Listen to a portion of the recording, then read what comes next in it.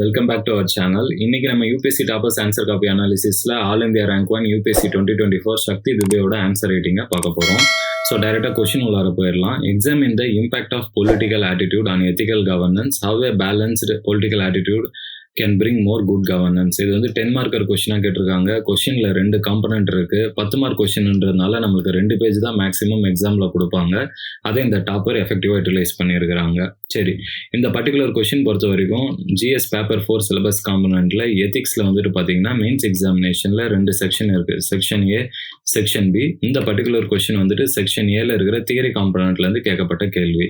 சரி, இப்போ all India rank 1 Shakti Dubey அவங்களுடைய ஆன்சர் ரைட்டிங்கை வந்துட்டு நம்ம அனலைஸ் பண்ணலாம். டைரெக்டாக வந்துட்டு இன்ட்ரடக்ஷன் ஸ்டார்ட் பண்ணியிருக்கிறாங்க.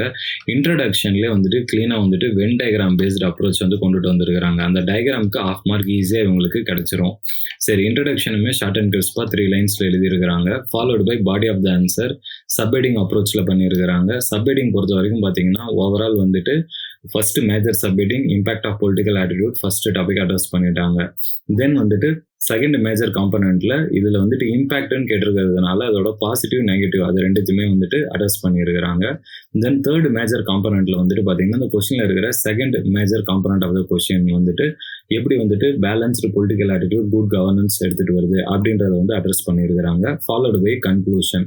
கன்க்ளூஷனை பொறுத்த வரைக்கும் 2.5 லைன்ஸ்ல ஷார்ட் அண்ட் கிறிஸ்பா வந்துட்டு ஆன்சர் பண்ணியிருக்கிறாங்க. சரி, இப்போ நான் ஏற்கனவே சொன்ன மாதிரி இவங்க இன்ட்ரோடக்ஷன்ல டயக்ராமேட்டிக் அப்ரோச் கொண்டுட்டு வந்தது ரொம்ப அட்ராக்டிவா இருக்கு. அது தவிர வந்துட்டு இவங்க வந்துட்டு வேர்ல்டு பேங்க் கவர்னன்ஸையும் வந்துட்டு கோட் பண்ணியிருக்கிறதுனால இவங்களுக்கு அடிஷனல் ஆஃப் மார்க் இந்த கண்டென்ட் கிடைச்சிரும். ஸோ இன்ட்ரோடக்ஷனுக்கு 1 மார்க் ஈஸியாக ஃபெச் பண்ணிடுவாங்க.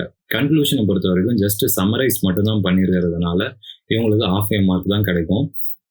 பாடி ஆஃப் த ஆன்சரை பொறுத்த வரைக்கும் இவங்க subheading cum point waist approach, underlining keywords இது எல்லாமே ஃபாலோ பண்ணியிருக்காங்க. ஃபர்ஸ்ட் சப்ஹெட்டிங்கை பொறுத்த வரைக்கும் பாசிட்டிவ்ஸ் ஆஃப் பொலிட்டிக்கல் ஆட்டிடியூட் அப்படின்றதுல வந்துட்டு ஓவரால் வந்துட்டு 5 பாயிண்ட் எழுதியிருக்கிறாங்க. ஒரு பாயிண்ட்டுக்கு ஆஃப் மார்க்ன்ற விதத்தில் 2.5 மார்க்ஸ் கிடைக்கும். ஏன்னா கீவேர்ட்ஸ் எல்லாத்தையும் அண்டர்லைன் பண்ணி ப்ராப்பராக வந்துட்டு ஜஸ்டிஃபை பண்ணியிருக்காங்க. செகண்ட் காம்பனன்ட்ல அதில் இருக்கிற சேலஞ்சஸ், ஏன்னா வந்துட்டு இம்பாக்ட்னு கேட்குறப்ப 2 டைமென்ஷனுமே இருக்கும், பாசிட்டிவ் நெகட்டிவ். ஸோ அதை தான் இந்த டாப்பர் வந்துட்டு ஹைலைட் பண்ணி அந்த செகண்ட் காம்பனன்ட், அதாவது அந்த நெகட்டிவ் காம்பனன்ட் இம்பாக்ட்ல எழுதுறத வந்துட்டு ஸ்கீமேட்டிக் டயக்ராம் மூலியமா ஸ்பேஸ் மேனேஜ்மெண்ட்டும் பெட்டராக பண்ணியிருக்கிறாங்க. ப்ரெசன்டேஷனையும் வந்துட்டு பெட்டராக வந்துட்டு இம்ப்ரூவ் பண்ணியிருக்கிறாங்க. ஸோ இந்த பர்டிகுலர் விஷயம் இவங்க பண்ணதுக்காகவே எக்ஸ்ட்ரா 1 மார்க் கிடைக்கும். Then going into the second major component of the question, அதில் வந்துட்டு இந்த குட் கவர்னன்ஸ் வந்துட்டு அட்ரஸ் பண்ணுறதுக்கு 5 பாயிண்ட், ஒரு பாயிண்ட்டுக்கு ஆஃப் ஏ மார்க் விதத்தில் 2.5 மார்க்ஸ் கிடைச்சிரும். ஸோ ஓவரால் இந்த பர்டிகுலர் ஆன்சரை பொறுத்த வரைக்கும் இன்ட்ரடக்ஷனில் 1 மார்க்கு, கன்க்ளூஷனில் 1/2 mark, 1.5 mark. Body of the ஆன்சரை பொறுத்த வரைக்கும் 5 + 1 6.